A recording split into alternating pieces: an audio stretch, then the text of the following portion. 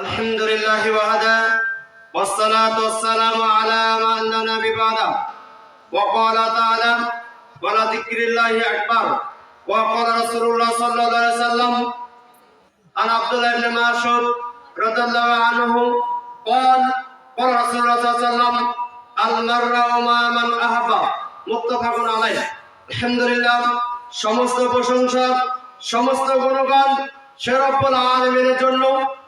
বাদ মাগরিব থেকে দিনী ভাইদের গুরুত্বপূর্ণ আলোচনা শুনছিলাম এবং আরো আলোচনা শুনব। আল্লাহ তাআলা সেই পরিবেশ তৈরি করে দিয়েছেন, এই জন্য আল্লাহ তাআলা দরবারে সকলের শুকরিয়া আদায় করি, সকলে বলি আলহামদুলিল্লাহ। সম্মানিত উপস্থিতি, খুব সংক্ষিপ্ত আকারে বক্তব্যের বিষয়, দিনী আলোচনা শুনলেন, দিনী আলোচনা আসলে জ্ঞান অর্জন করলেন, জিকির করলেন, আল্লাহ আমাদের জন্য কি ফজিলত রেখেছেন এই সব আরো আনুষঙ্গিক কিছু আলোচনা করার চেষ্টা করব। ওমা তৌফিক ইল্লা বিল্লাহ। সম্মানিত উপস্থিতি, আমরা বিভিন্ন ভাবে যেটা পাওয়া যায়, আমাদের যে বা যারা কোনো মানুষ যদি ইলম অর্জন করে, কোনো মানুষ যদি জিকির করে, কোনো মানুষ যদি জ্ঞান অর্জন করে, যেখানে জালসা হয়, যেখানে ইসলামী আলোচনা হয়, যেখানে কোরআন সুন্নাহর আলোচনা হয়, সেখানে যদি মানুষ যায়, তাহলে এই বিষয়ে আল্লাহ তাআলা কঠোরভাবে সুন্দরভাবে রহমতের স্বরূপ আমাদেরকে আল্লাহ তাআলা জানিয়ে দিয়েছেন। কিন্তু আমাদের মাঝখানে নিয়াতের গরমিল হওয়া যাবে না। সম্মানিত উপস্থিতি, নিয়াত পরিশুদ্ধ থাকতে হবে। যে সকল ব্যক্তিরা যদি আমরা জালসা শুনতে আসি অথবা কোন ইসলামী আলোচনা যদি জ্ঞান অর্জন করি বা জিকির আজগার করি, যেখানে আলোচনা হয় ইসলামী আলোচনা, যেখানে জ্ঞান অর্জন হয়, যেখানে জিকির হয়, ওই জায়গাতে আমাদেরকে আসতে হবে একবারে নিয়াত পরিশুদ্ধ ভাবে। পরিশুদ্ধ যদি নিয়াত না থাকে, সম্মানিত উপস্থিতি, তাহলে যেখানে দ্বীনের আলোচনা হবে, যেখানে জালসা হয়, যেখানে ইসলামী আলোচনা হবে, ওই জায়গায় আপনাকে নিয়াতকে পরিশুদ্ধ করতে হবে। সম্মানিত উপস্থিতি, বুখারী শরীফের 1 নম্বর হাদিস, আল্লাহ রাসূল এই হাদিসে বলেন, ইন্নামা আমালু বিন্নিয়াত। যারা প্রত্যেকটা কার কর্ম নিয়তের উপর নির্ভরশীল। কোন মানুষ যদি দিনী আলোচনা শুনতে আসে অথবা যেখানে দিনের আলোচনা হয়, ওই জায়গাতে আমাদেরকে নিয়তকে পরিশুদ্ধ করতে হবে। আপনার নিয়তের উপর আমল নির্ভরশীল। সম্মানিত উপস্থিতি, মনে রাখার চেষ্টা করুন, যেখানে জিকির আজগার হবে, যেখানে দিনের আলোচনা হবে, ওই জায়গাতে নিয়তকে পরিশুদ্ধ করে, নিয়তকে সহিশুদ্ধ করে যারা ওই আলোচনা আসবে, জিকির করবে, জ্ঞান অর্জন করবে, এই ফজিলত বিষয়ে আল্লাহ তাআলা আমাদেরকে সুসংবাদ দিয়েছেন। সম্মানিত উপস্থিতি, আল্লাহ তাআলা পবিত্র কোরআন সূরা আনকাবুতের 45 নম্বর আয়াতে আল্লাহ তাআলা বলছেন, ওয়ালা যিকরিল্লাহি আকবার। সবচাইতে বড় জিকির হচ্ছে আল্লাহু আকবার। সম্মানিত উপস্থিতি, যে জালসার প্যান্ডেলে যেখানে দ্বীনি আলোচনা হয়, যেখানে ইলম আলোচনা হয়, যেখানে জিকির, সেই জায়গায় জিকির করতে হবে আল্লাহু আকবার। আল্লাহু আকবারের পাশাপাশি লা ইলাহা ইল্লাল্লাহ, সম্মানিত উপস্থিতি, সুবহানাল্লাহ, আলহামদুলিল্লাহ, এই জিকির যারা করে, যারা আলোচনা শুনে, যারা জ্ঞান অর্জন করে, যারা আল্লাহকে স্মরণ করে, সম্মানিত উপস্থিতি, শুধু তাই নয়, আল্লাহ তাআলা পবিত্র কোরআন সূরা বাকারা 152 নম্বর আয়াতে আল্লাহ তাআলা বলেন, ফাসকুরুনি আশকুরুকুম ওয়াশকুরুলি ওয়ালা তাকফুরুন। আল্লাহ তাআলা আয়াতে বলেন, আল্লাহ তাআলা এইভাবে বলেন, যদি মানুষ আমাকে স্মরণ করে তাহলে আমি তোমাকে স্মরণ করব। মানে আল্লাহ তাআলা বলেন, কোন মানুষ যদি আমাকে স্মরণ করে তাহলে আমি তাকে স্মরণ করি। সম্মানিত উপস্থিতি, মনে রাখার চেষ্টা করুন, যেখানে দ্বীনি আলোচনা হয়, যেখানে জালসা হবে, যেখানে ইসলামের বিভিন্ন বিষয় আলোচনা হয়, ওই জায়গায় যারা জ্ঞান অর্জন করবে, জিকির আজগার করবে, আল্লাহকে স্মরণ করবে, তাহলে আল্লাহ আপনাদেরকে কি করবেন? স্মরণ করবেন। সম্মানিত উপস্থিতি, মনোযোগ দেওয়ার চেষ্টা করুন, যেখানে জিকির আজগার হয়, যেখানে জালসা ইসলামী জ্ঞানে অর্জন করার জন্য পরিবেশ তৈরি করা হয়। যারা জিকির করে, যারা আল্লাহকে স্মরণ করে, তারা আল্লাহ আমাদেরকে স্মরণ করেন। অতএব আপনারা যদি নিয়াতকে পরিশুদ্ধ করেন তাহলে আপনি ফজিলত পাবেন, আর নিয়াত যদি পরিশুদ্ধ না হয় তাহলে ফজিলত পাবেন না। যারা জালসা শুনতে আসার পর যারা আলোচনা শুনে না, যারা জিকির আজকারে অংশগ্রহণ করে জ্ঞান অর্জন করে না, যারা আল্লাহকে স্মরণ করে না, যার নিয়াত পরিশুদ্ধ নয়, তারা ফজিলত থেকে বঞ্চিত হবে। সম্মানিত উপস্থিতি, মনে রাখার চেষ্টা করুন, বুখারী শরীফের 36 নম্বর হাদিস, আল্লাহ রাসূল এই হাদিসে বলছেন যে এক দল ফেরেশতা আছে এই পৃথিবীর বুকে, এক দল ফেরেশতা আল্লাহ তাআলা নিয়োগ করে রেখেছেন। ফেরেশতারা পৃথিবীর বুকে সফর করেন, ভ্রমণ করেন, এবং যেখানে মানুষ জিকির আজকার করে, জ্ঞান অর্জন করে, যেখানে জিকির আজকার করে, জ্ঞান অর্জন করে, যেখানে মানুষ যে অবস্থায় থাকে এগুলোকে তদন্ত করে এক গ্রুপ, একদল ফেরেশতা আছে, তারা হচ্ছে পৃথিবীতে ভ্রমণ করে, সফর করে ফেরেশতারা দেখে একজন মানুষ জিকির করে, জিকির আজকার করে, আল্লাহকে স্মরণ করে, এগুলো দেখে বেড়ায়।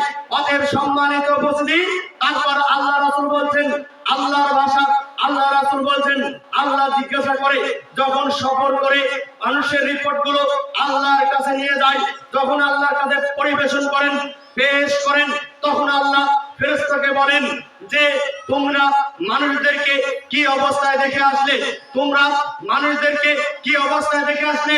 সম্মানিত উপস্থিতি, তখন ফেরেশতা বলে আপনার বান্দারা অমুক জায়গায় জালসা হচ্ছে, ওই জালসায় তারা জ্ঞান অর্জন করছে, জিকির আজকার করছে। আপনার বান্দারা যেখানে মসজিদে তালিমি বৈঠক হয় সেখানে হচ্ছে আপনার জ্ঞান অর্জন করছে, আপনার জিকিরে তারা মশগুল আছে। তখন আল্লাহ বলেন ফেরেশতাকে, আবার বলেন ফেরেশতাকে বলেন তারা কি আমাকে দেখেছে? আমরা কি দেখেছি আল্লাহকে? দেখেনি। সম্মানিত উপস্থিতি, তারপর আল্লাহ বলেন তারা কি কিয়ামত দেখেছে, তারা কি কবর দেখেছে? অতএব সম্মানিত উপস্থিতি, তারপরে আল্লাহ তাআলা এভাবে আশ্চর্যজনক ভাবে বলছেন, তার মানে আমাকে না দেখে, কবর না দেখে, কিয়ামত না দেখে জিকির আজকার করছে, এজন্য আল্লাহ তাআলা বলছেন আমি তাদেরকে ক্ষমা করে দিলাম। সুবহানাল্লাহ। অতএব সম্মানিত উপস্থিতি, তাহলে যেখানে দিনের আলোচনা হয়, যারা দিনের আলোচনা শুনে এবং জিকির আজকার করে, এই রিপোর্ট আল্লাহর কাছে পেশ করা হয়। মনে রাখার চেষ্টা করুন, এখন হচ্ছে গোটা পৃথিবীর বুকে যদি ফেরেশতা ভ্রমণ করে, সফর করে, এই অবস্থায় যদি আপনি জিকির আজকার না করেন, ভালো কাজ না করেন, যদি খারাপ কাজ করেন, তাহলে খারাপের রিপোর্ট আল্লাহর কাছে ফেরেশতা পরিবেশন করবে না? করবে। মনে রাখার চেষ্টা করুন, আপনি যদি জেনা ব্যভিচার করেন, ঘুষখোর, বিভিন্ন নেশাদ্রব্যের সাথে জড়িত আছেন, সমাজের সকল প্রকার অন্যায় কাজ করছেন, আমাদের যুবক সম্প্রদায় কানের ভিতরে ইয়ারফোন লাগিয়ে গান বাজনা শুনছে, এই অবস্থায় যদি আল্লাহ যদি জিজ্ঞাসা করে ফেরেশতাকে তুমি আমার বান্দাকে কি অবস্থায় দেখে আসলে, তাহলে ফেরেশতা বলবে আপনার বান্দা ইয়ারফোন দিয়ে গান শুনছে, বিভিন্ন যেখানে গান বাজনা হচ্ছে সেখানে আপনার বান্দারা আছে, যেখানে হচ্ছে জঘন্যতম অপরাধ হচ্ছে, পাপ ঘটিত হচ্ছে, সেই জায়গায় আপনার বান্দারা আছে। অতএব সম্মানিত উপস্থিতি, এই রিপোর্ট যদি আল্লাহর কাছে পরিবেশন করে ওই লোকগুলা তাহলে এখন জান্নাতে যাবে না জাহান্নামে যাবে? অতএব মনে রাখার চেষ্টা করুন, বোঝার চেষ্টা করুন, দিন রাত এক দল ফেরেশতা আছে মানুষের রিপোর্ট সংগ্রহ করে, যারা ভালো কাজ করে ভালো রিপোর্ট আল্লাহর কাছে পরিবেশন করা হয়, যে সকল মানুষরা খারাপ কাজ করে খারাপ রিপোর্ট আল্লাহর কাছে পরিবেশন করা হয়। তাহলে এখন আমাদের প্রত্যেকটা সেকেন্ড, প্রত্যেকটা ঘন্টা, মিনিট ভালো কাজ করা দরকার না খারাপ কাজ? জোরে বলুন। ভালো কাজ করা দরকার। তা আপনি ভালো কাজ করতে আসতেন তো আপনি কেন দোকানে এখন? আপনার ছেলে আপনার মেয়ে দোকানে এখনো সময় কাটাচ্ছে, আপনার ছেলে আপনার মেয়ে কানে ইয়ারফোন লাগিয়ে গান বাজনা শুনছে, কেন শুনে? সম্মানিত উপস্থিতি, আপনি আপনার ছেলের খবর নিয়ে দেখুন, আপনার ছেলে বিশ্ববিদ্যালয়ে পড়ে, বিভিন্ন কলেজে পড়ে, বেনামাজি অবস্থায় থাকে, আপনার মেয়ে বেপরদাভাবে চলাফেরা করে, এই সময় যদি ফেরেশতা রিপোর্ট পরিবেশন করে, তাহলে আপনার মেয়ে আপনার ছেলে যারা খারাপ কাজ করে, তাহলে রিপোর্ট অবশ্যই ব্যাড রিপোর্ট গেল। অতএব সম্মানিত উপস্থিতি, মনে রাখার চেষ্টা করুন, তাহলে এভাবে যারা জিকির আজগার করবে, জ্ঞান অর্জন করে, তাহলে আল্লাহ বলেন আমি তাদেরকে ক্ষমা করে দিলাম। সুবহানাল্লাহ। তাহলে আমরা যদি এরকম প্রোগ্রামে আসি, দিনের জ্ঞান অর্জন করি, বিভিন্ন মসজিদে যখন তালিমে বৈঠক হয়, যখন আপনাদেরকে দাওয়াত দেওয়া হয়, তখন আপনারা যদি তালিমে বৈঠকে আসেন, জ্ঞান অর্জন করেন, তাহলে এর বিনিময়ে আল্লাহ আমাদের কি করবেন? ক্ষমা করে দেবেন।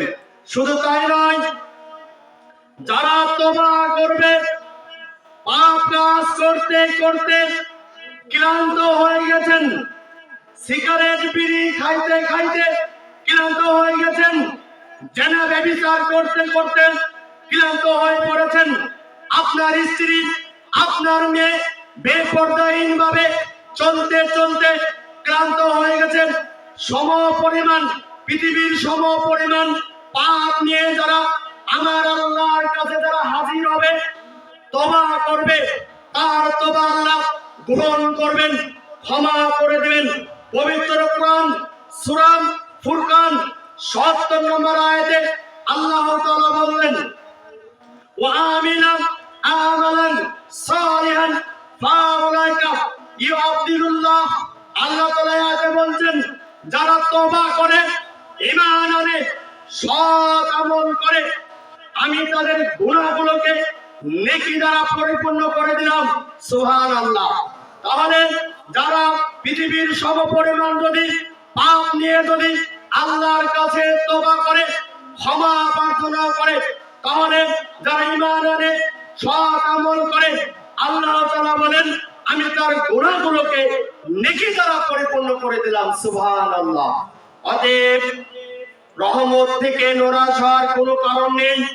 আপনি এখন ফিরে আসুন, ভালো কাজ করুন।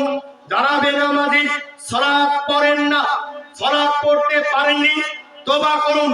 যারা বিড়িখোর, গাঁজাখোর, যারা নেশাদ্রব্য সাথে জড়িত, তারা হচ্ছে সকল পাপ কাজ থেকে নিজেকে গুটিয়ে নিয়ে, যারা আমাদের মা বোনরা পর্দা মেনটেন করতে পারে না, বেপরদাহীভাবে চলাফেরা করে, তারা সকল পর্দাকে গুটিয়ে নিয়ে পরিপূর্ণভাবে পর্দা করে, সালাত করে, সকল গুনাহগুলোকে চোখের সামনে উপস্থাপন করে, আল্লাহর কাছে উপস্থাপন করে ক্ষমা যদি চায়, তাহলে তার গুনাহগুলোকে আল্লাহ তাআলা নেকি দ্বারা পরিপূর্ণ করে দিবেন। সুবহানাল্লাহ। তাহলে সম্মানিত উপস্থিতি, আমাদের খেয়াল রাখতে হবে, আপনি পাপ করেছেন, তওবা করুন, আল্লাহর কাছে ফিরে আসুন, তাহলে আপনার পাপকে নেকি দ্বারা পরিপূর্ণ করে দেওয়া হয়। তাহলে আয়াত বলে, যারা তওবা করে, ঈমান আনে, সৎ আমল করে, তাদের পাপগুলোকে নেকি দ্বারা পরিপূর্ণ করে দেওয়া হয়। সম্মানিত উপস্থিত, তাই আসুন আপনার ব্যক্তিগত জীবন, পারিবারিক জীবন, সামাজিক জীবন, রাষ্ট্রীয় জীবনে যদি সৎ আমল না থাকে, জান্নাত পাওয়া যাবে না, জান্নাত আপনার ভাগ্যে জুটবে না। আপনার ছেলে বেনামাজি থাকলে জান্নাত পাবে না। আপনার মেয়ে, আপনার স্ত্রী যদি বেনামাজি থাকে, বেপরদাভাবে চলাফেরা করে, জান্নাত পাওয়া যাবে না। কারণ এগুলা সৎ আমল নয়। সৎ আমল ছাড়া জান্নাত যাওয়া সম্ভব নয়। এজন্য আল্লাহ তাআলা পবিত্র কোরআন সূরা বাকারা 82 নম্বর আয়াতে আল্লাহ তাআলা বলেন, ওয়াল্লাযিনা আমানু ওয়া আমিলুস সলিহাত উলাইকা আসহাবুল জান্নাহ হুম ফিহা খালিদুন। আল্লাহ তাআলা বলেন, যারা ঈমান আনে, সৎ আমল করে, তারা জান্নাতে প্রবেশ করবে। শুধু তাই নয়, তারা জান্নাতে চিরস্থায়ীভাবে থাকবে। সুবহানাল্লাহ। সম্মানিত উপস্থিতি, মনে রাখার চেষ্টা করুন, সৎ আমল ছাড়া জান্নাতে যাওয়া যাবে না। আপনি যদি বেনামাজি থাকেন, সৎ আমল নয়, আপনি হলো ঘুষ, জেনা ব্যভিচার থেকে দুনিয়ার সকল অন্যায় কাজের সাথে যদি লিপ্ত থাকেন, এটা আপনার সৎ আমল নয়। আপনার মেয়ে, আপনার স্ত্রী যদি বেড পর্দার নামে চলাফেরা করে, এটা সৎ আমল নয়। তাহলে ইসলামের পরিপূর্ণ বিধান যারা মানতে পারবে, যারা সৎ আমল করবে, তার জন্যই তো জান্নাত। অতএব মনে রাখার চেষ্টা করুন, আমাদেরকে খেয়াল রাখতে হবে সৎ আমল ছাড়া জান্নাত বা খুবই কঠিন কাজ। এজন্য আমাদের জান্নাত পেতে হলে সৎ আমল করতে হবে।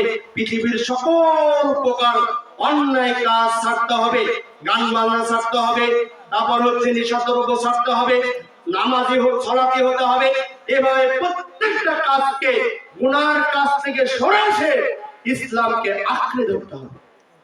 যদি আমরা ইসলামকে আঁকড়ে ধরতে পারি, সৎ আমল করতে পারি, তাহলে আমরা জান্নাত লাভ করতে পারবো। তাছাড়া আমরা জান্নাতে যেতে পারবো না। সম্মানিত উপস্থিতি, সৎ আমল মাধ্যম দিয়ে মানুষ সেইভাবে জান্নাতে প্রবেশ করবে। আল্লাহ, তোমার কাছে আমি দোয়া করছি, আল্লাহ তুমি আমাদের দোয়াকে কবুল করো। আমরা যাতে সৎ আমল করতে পারি, সৎ আমল করার মাধ্যমে চিরস্থায়ীভাবে জান্নাতে প্রবেশ করতে পারি। আল্লাহ তুমি সেই তৌফিক দান করো।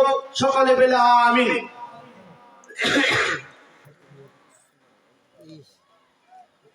সম্মানিত উপস্থিতি, একটি হাদিস পরিবেশন করে বক্তব্য টানব, মনে রাখার চেষ্টা করুন। সম্মানিত উপস্থিতি, তিরমিজি শরীফের 2419 নম্বর হাদিস, আল্লাহ রাসূল বলছেন, ইবনে মাসউদ রাদিয়াল্লাহু আনহু নবী সাল্লাল্লাহু আলাইহি ওয়াসাল্লাম, আল্লাহ রাসূল বলেন, ক্বালা লা ইয়াযুলু কদামা ইবনে আদম ইয়াউমাল কিয়ামা, কাল কিয়ামতের মাঠে কোন মানুষ পাঁচটার প্রশ্নের উত্তর দেওয়া ছাড়া কিয়ামতের মাঠে তার পা লড়াতে পারবে না, পা সরাতে পারবে না। কিয়ামতের মাঠে পাঁচটি প্রশ্নের অ্যানসার ছাড়া আপনি আপনার পা সরাতে পারবেন না। এক, আপনার হায়াত সম্পর্কে জিজ্ঞাসা করা হবে। আপনার হায়াতকে দেওয়া হয়েছিল কারো 40 বছর, আর 50 বছর, আর মনে করেন যে 3 বছর, 5 বছর, আর 60 বছর, আর 100 বছর। এই হায়াতের মধ্যে আপনি কি কাজ করেছেন, কতটুকু অন্যায় কাজ করলেন, কতটুকু ভালো কাজ করলেন, এর হিসাব আপনাকে দিতে হবে। 1 নম্বর প্রশ্ন, আপনার এই জিন্দেগিতে আপনার যতটুকু বয়স পেয়েছেন, এর মধ্যে কতটুকু ভালো কাজ করলেন, কতটুকু খারাপ কাজ করলেন, এর হিসাব আপনাকে দিতে হবে। 2, আপনার যৌবন সম্পর্কে জিজ্ঞাসা করা হবে। ও বোন, ও ভাই, আপনাকে বলছি, আপনার যৌবনের এখন হচ্ছে আপনার যৌবন আছে, এই যৌবন সম্পর্কে জিজ্ঞাসা করা হবে। আপনাকে জিজ্ঞাসা করা হবে, এই যৌবন অন্যায় কাজে ব্যবহার হয়েছে না হালাল কাজে ব্যবহার হয়েছে। অতএব সম্মানিত উপস্থিতি, 2 নম্বর প্রশ্ন, আপনার যৌবন সম্পর্কে জিজ্ঞাসা করা হবে। আপনার যৌবন কালটা কোন কাজে ব্যয় করেছেন, অন্যায় কাজে না ভালো কাজে, এর হিসাব আপনাকে দিতে হবে।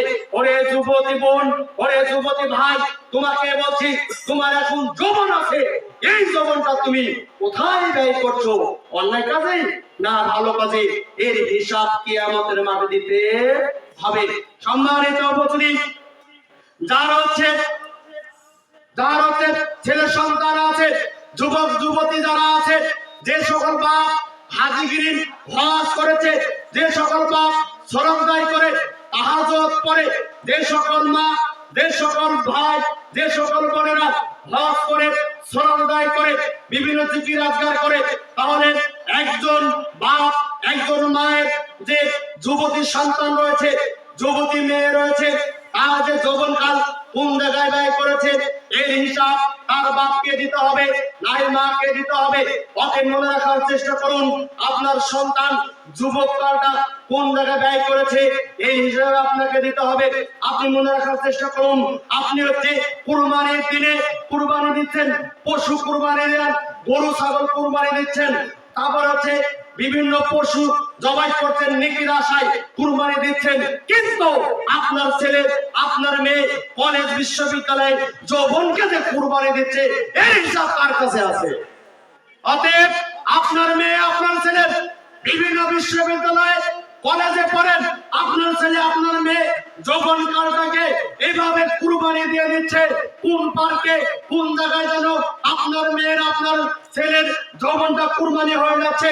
আপনি বাড়িতে গরু ছাগল কুরবানি দিচ্ছেন, আর আপনার ছেলে আপনার মেয়ে যৌবনকে কুরবানি দিচ্ছে। এই কুরবানি এখন আপনার কবুল হবে হবে না। মনে রাখার চেষ্টা করুন। যুবক এবং যুবতীকে বলছে, যার হলো যার যে বাপ আছে, যার মা আছে, এটা মনে রাখার চেষ্টা করুন। যুবন কালকে যেন সৎ পথে ব্যয় করে, এজন্য আপনাকে এই পরিবেশ তৈরি করে দিতে হবে। ৩, কোন পথে সম্পদ অর্জন করেছেন। ৪, কোন পথে সম্পদ ব্যয় করেছেন। মনে রাখার চেষ্টা করুন। সংক্ষিপ্ত করে বলার চেষ্টা করছি। ৩ নম্বর হচ্ছে কোন রাস্তা থেকে সম্পদ ব্যয় করেন, হালাল পথে না হারাম পথে, এই হিসাব কালকে আমাদের মাথায় দিতে হবে। ৪, আপনার হচ্ছে সম্পদটা কোন কাজে ব্যয় করেছেন, কোন রাস্তায় ব্যয় করেন। আপনার সন্তান আপনার সম্পদ কোন রাস্তায় ব্যয় হয়, হালাল পথে না হারাম পথে। মনে রাখার চেষ্টা করুন। একটা পয়েন্ট আপনাকে ধরিয়ে দিন। যারা রাজনীতি করেন, যারা বিভিন্ন দলের লিডারি করেন, যারা রাজনীতি করেন, রাজনীতির নাম করে মাসে আপনি 100 টাকা দেন।